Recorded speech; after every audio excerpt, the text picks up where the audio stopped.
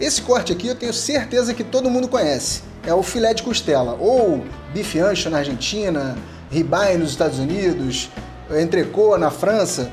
Mas o que a gente vai fazer hoje não é o filé de costela, é simplesmente a melhor parte do boi, na minha opinião, que é o ribeye cap, ou serra na Argentina, ou então a capa do filé de costela, que é essa parte de fora do ancho, né?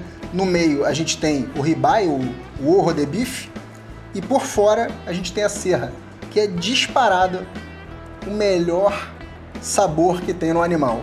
É macio como filé mignon, suculento como uma picanha e extremamente saborosa como uma costela.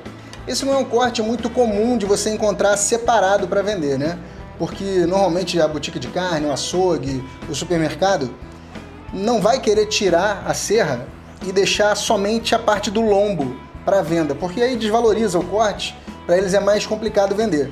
Mas se você encontrar, certamente vai ser bem mais caro do que você pagaria no preço do quilo do bife ancho. Então eu vou mostrar para vocês como é que separa, né, esses dois músculos, mas o ideal é que você faça em casa, porque se você for comprar separado você vai pagar muito mais caro.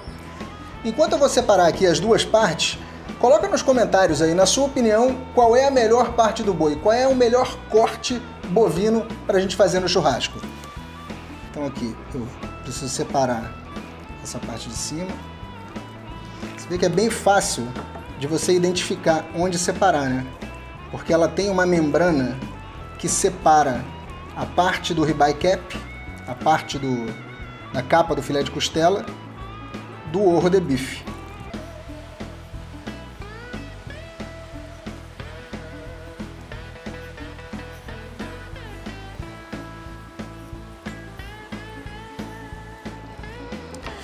Prontinho, separado o nosso ribeye cap do ojo de bife, né?